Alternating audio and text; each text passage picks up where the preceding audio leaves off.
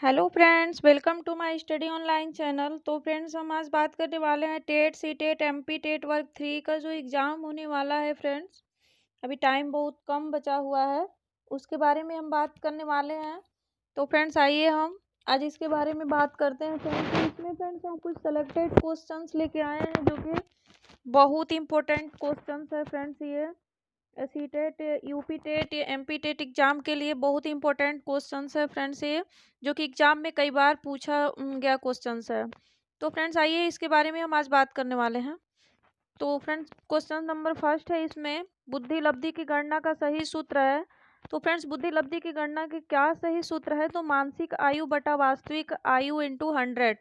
जैसे कि friends English में होगा I Q is equal to M A upon C A into 100।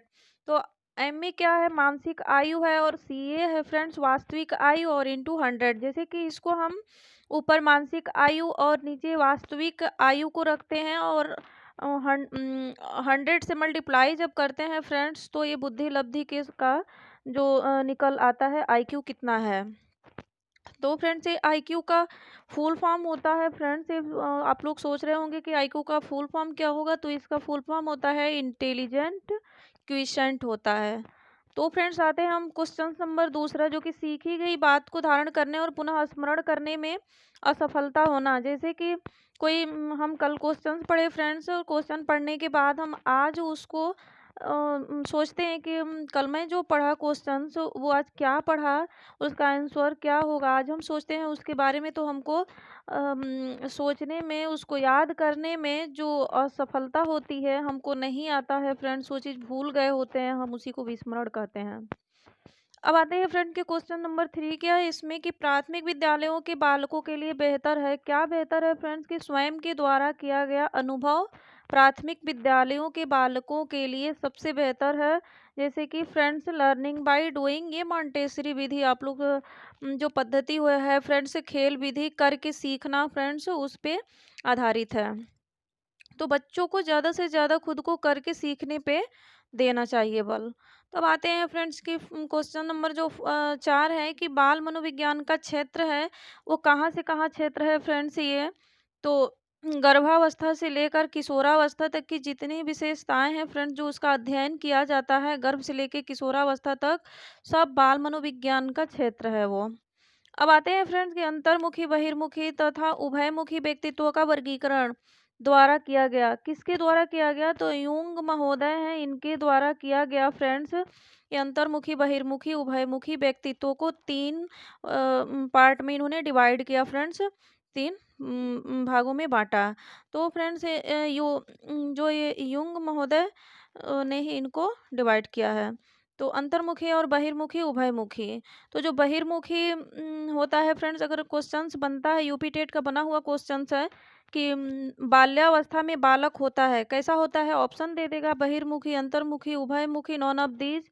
तो फ्रेंड्स उसमें होगा बहिर्मुखी। बाल्यावस्था में बालक बहिर्मुखी होता है, न कि अंतर्मुखी, उभयमुखी। ये पूछता है कि अगर अंतर्मुखी बालक होता है शैशवावस्था में, और किशोरावस्था में अंतर्मुखी होता है, वो शैशवावस्था में भी अपने बात को कह नहीं सकता है, और किशोरावस्था में भी।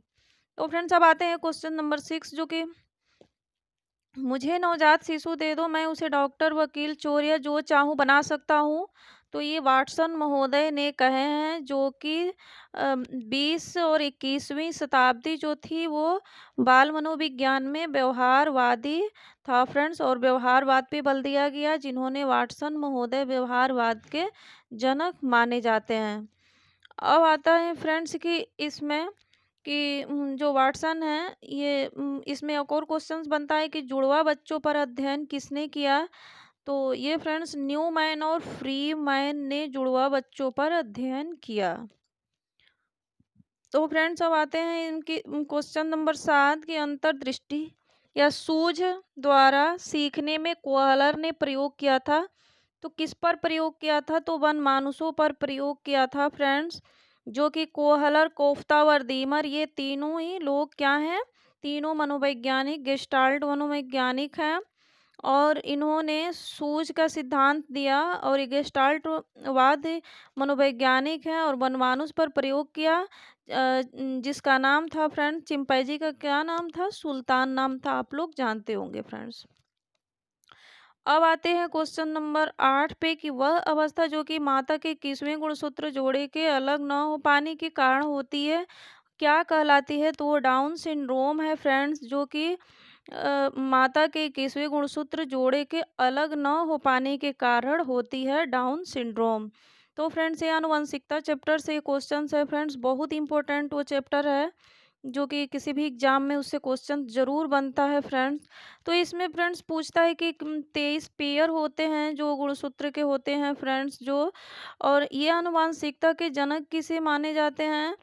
तो फ्रेंड्स, ये ग्रेगर जॉन मेंडल हैं, जो ग्रेगर जॉन मेंडल। तो ग्रेगर जॉन मेंडल महोदय हैं फ्रेंड्स, इन्होंने आनुवंशिकता के जनक माने जाते हैं। और फ्रेंड्स, इसमें एक और क्वेश्चंस बनता है कि जो एक्स वाई गुणसूत्र होता है और एक्स एक्स होता है, तो वो किस में पाया जाता है? तो जो एक्स और वाई होता है वो फ्रेंड्स मेल में पाया जाता है, और जो एक्स और एक्स होता है वो फीमेल में पाया जाता है। अब यहाँ पे एक और क्वेश्चंस बनता है कि बच्चों का लिंग निर्धारण होता है, तो बच्चे का लिंग लिंग निर्धारण कैसे होता है फ्रेंड्स? वो पिता के ऊपर निर्भर होता है बच्चे का लिंग निर्धारण, मतलब कि लड़का हो या लड़की।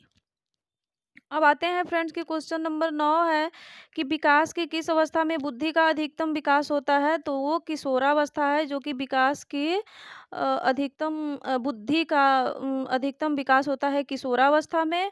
और शारीरिक और मानसिक विकास सबसे तेजी से होती है फ्रेंड्स, वो है आपका शैशवावस्था, जो कि हमारा 0 से लेकर के 3 वर्ष तक माना जाता है फ्रेंड्स, और किसी किसी मनोवैज्ञानिक ने 5 वर्ष तक माना है।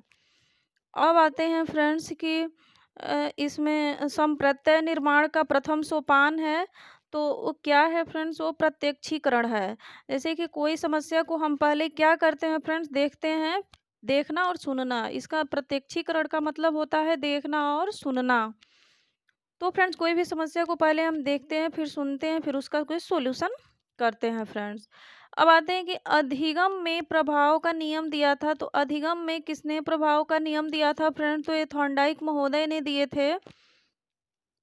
तो फ्रेंड्स, इनके मुख्य नियम जो 3 नियम था फ्रेंड्स, और गौण नियम 5 नियम था।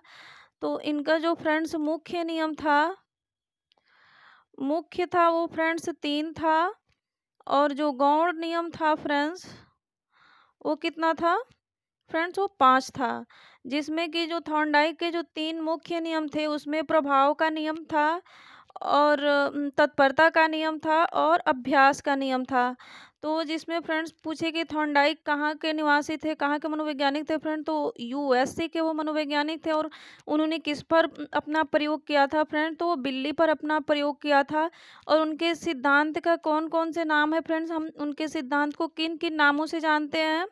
तो वो होता है संबंधवाद का सिद्धांत, संयोजनवाद का सिद्धांत, और प्रयत्न व भूल का सिद्धांत भी हम उनके सिद्धांत को कहते हैं।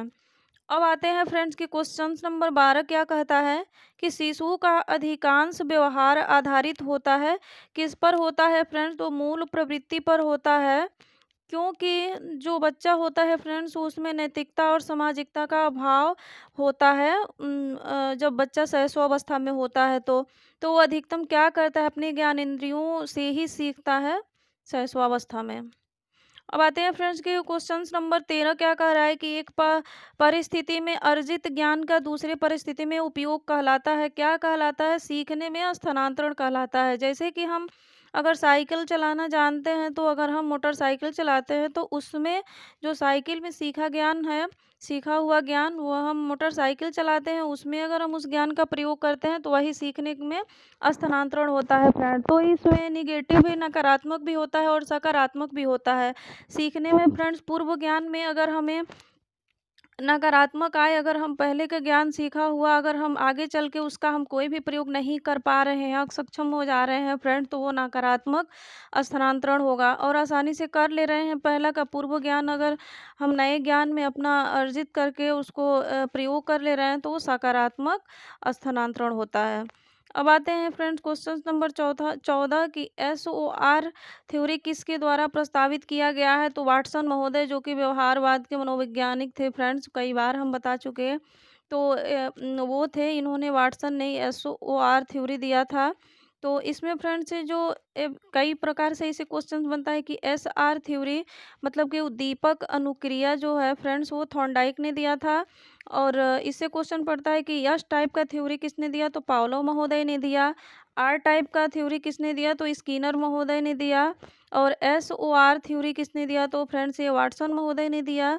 जो कि एस होता है फ्रेंड्स, इससे स्टिमुलस होता है, और आर से रिस्पॉन्स होता है फ्रेंड्स, और ओ से ऑर्गेनिक होता है। तो ये किसने दिया? वाटसन महोदय ने दिया। बहुत इंपॉर्टेंट क्वेश्चन है फ्रेंड्स। अब आते हैं क्वेश्चन नंबर 15 पे कि प्रेक्षणात्मक अधिगम संप्रत्यय किसने दिया? तो ये अल्बर्ट जो बेंडूरा हैं, इन्होंने दिया था। प्रेक्षणात्मक अधिगम संप्रत्यय का सिद्धांत दिया था बेंडूरा महोदय ने।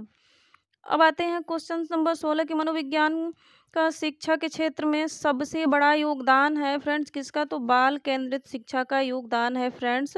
बाल मनोविज्ञान में बालक को केंद्र मान के हमको शिक्षा करना चाहिए, बालक को केंद्र मानना चाहिए।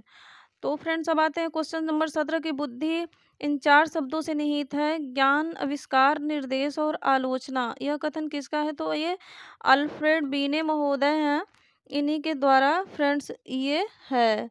तो अब हम बात करते हैं फ्रेंड्स कि ये जो बुद्धि लब्धि के जो जनक कहे जाते हैं, वो स्टर्न महोदय हैं। और बुद्धि लब्धि का जो मापन का जो जनक है फ्रेंड्स, वो टर्मन है। इसमें अधिकतर कन्फ्यूजन होती है फ्रेंड्स कि ये बीने टर्मन ये जो है मापन के जनक कहे जाते हैं फ्रेंड्स।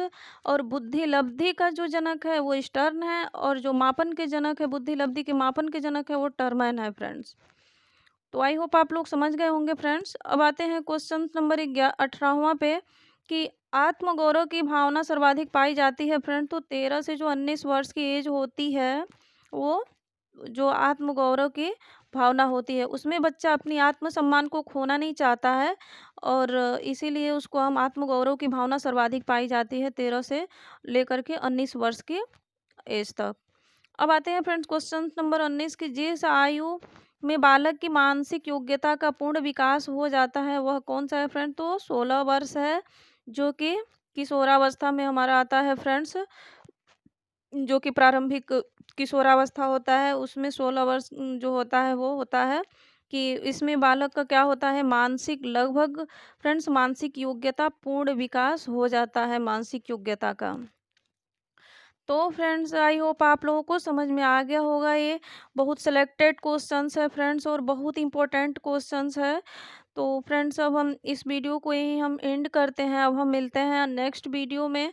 तो फ्रेंड्स हमारी अगर वीडियो अच्छी लगी और ये क्वेश्चंस अच्छा लगे तो अपने फ्रेंड्स अप में भी शेयर करना फ्रेंड्स, और हमारे चैनल स्टडी ऑनलाइन को सब्सक्राइब कर लेना फ्रेंड्स, ताकि आने वाला नोटिफिकेशन आपको मिले और आप लोग अच्छे से स्टडी करिए और अच्छे से मार्क्स गेन कर सके फ्रेंड्स। तो फ्रेंड्स अब हम नेक्स्ट वीडियो में मिलते हैं। थैंक्स।